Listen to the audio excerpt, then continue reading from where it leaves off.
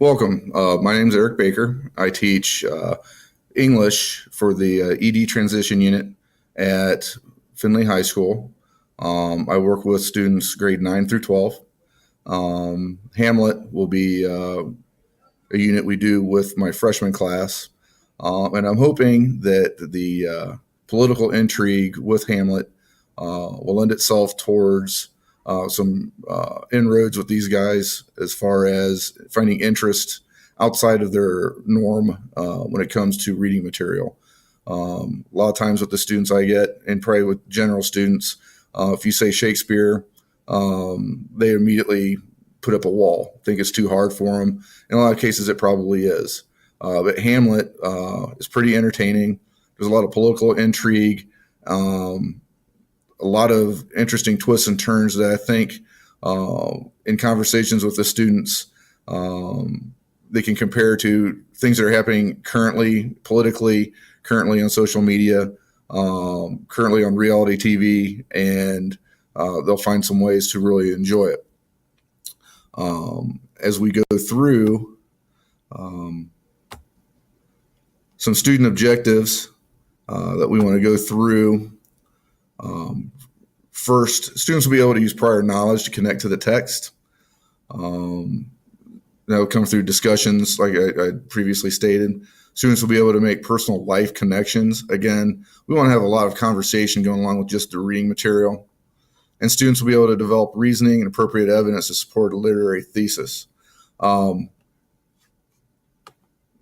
This one in particular is very big to our class right now because I'm trying to get them past just reading words and actually deriving meaning from the material they're reading.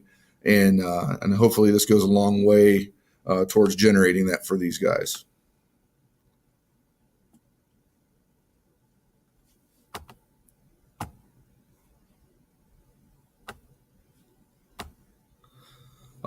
Student pre-assessment, what I'd like to do is give these 10 questions. There's probably a Google form quiz asking who wrote Hamlet before we even introduce Shakespeare. In what country did Hamlet take place in? What happened to Hamlet's father? Whom did Hamlet's mother marry? Who speaks to Hamlet to tell him of the actions of his uncle? Who is Yorick? How does Hamlet expose the corruption of the court? Who does Hamlet drive insane? How does Hamlet avoid being ambushed by the English? And finally, what happens to Hamlet in the end?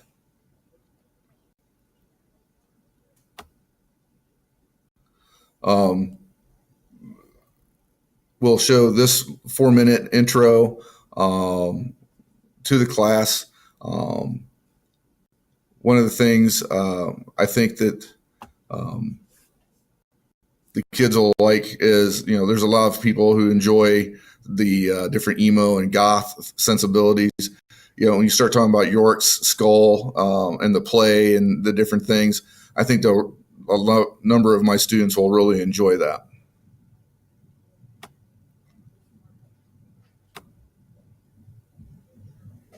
Hamlet is a play written in about 1600 by William Shakespeare and is one of the most popular and influential stories ever. Hamlet is set in Denmark at a time when Norway is about to attack and some dodgy stuff is happening in the royal castle of Wales. Prince Hamlet is the son of King Hamlet and Queen Gertrude. At the start of the play, King Hamlet has died and the king's brother Claudius has married Gertrude and taken over as king. Prince Hamlet is very upset by all this, moping around saying he wants to die and that everything sucks. He's especially angry that Gertrude married Claudius so soon after the king's death. So Claudius and Gertrude are concerned by Hamlet's behavior. They try to cheer Hamlet up, and when that doesn't work, they get a couple of his old friends, Rosencrantz and Guildenstern, to spy on him, though Hamlet sees through the deception. Then a ghost appears to Prince Hamlet, claiming to be his dead father. King Hamlet's ghost says that he was murdered by Claudius with poison, and demands that Prince Hamlet avenge him by killing Claudius. Hamlet isn't entirely sure that the ghost really is his dead father, but he agrees to kill Claudius. He tells his friends Horatio and Marcellus that he will act as though he's mad to prevent drawing suspicion. Hamlet meets with Ophelia, who he has a romantic relationship with. Hamlet acts crazy and awful to her, telling her he never loved her and to get to the nunnery. Ophelia's father, Polonius, says he thinks Hamlet is mad with love, though So Hamlet has a plan to work out for sure whether Claudius killed King Hamlet. He gets a group of actors to perform a play in which a king is murdered with poison. Claudius leaves the room in the middle of the play, which Hamlet sees as proof that his uncle killed his father. Later, Hamlet comes across Claudius wrestling with his guilt in prayer. Hamlet almost kills Claudius there and then, but he decides not to, saying that Claudius might go to heaven if he's killed while praying. So then Hamlet is talking with his mother Gertrude when he hears a noise behind a tapestry in the room. He thinks it's Claudius, so he stabs the tapestry, but out falls Polonius, who is spying on the conversation. Having killed Polonius, Hamlet berates his mother a bit more, telling her not to have sex with Claudius, until the ghost of King Hamlet pops up again and tells his son to stop mucking around and kill Claudius already. Claudius is not feeling terribly safe at this point, so he sends Hamlet with Rosencrantz and Guildenstern to England with a letter to the King of England saying to kill Hamlet. Hamlet finds the letter and changes it so it says to kill Rosencrantz and Guildenstern instead. Meanwhile, Ophelia has gone mad from the death of her dad and her rejection by Hamlet, and her brother Laertes, Polonius' other child, has returned from France furious. He and Claudius make a plan of their own.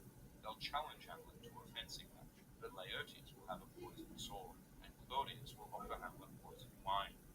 So Hamlet comes home to Denmark, talks with a gravedigger, contemplates death, and finds out that Ophelia has drowned, apparently in a suicidal fit of madness.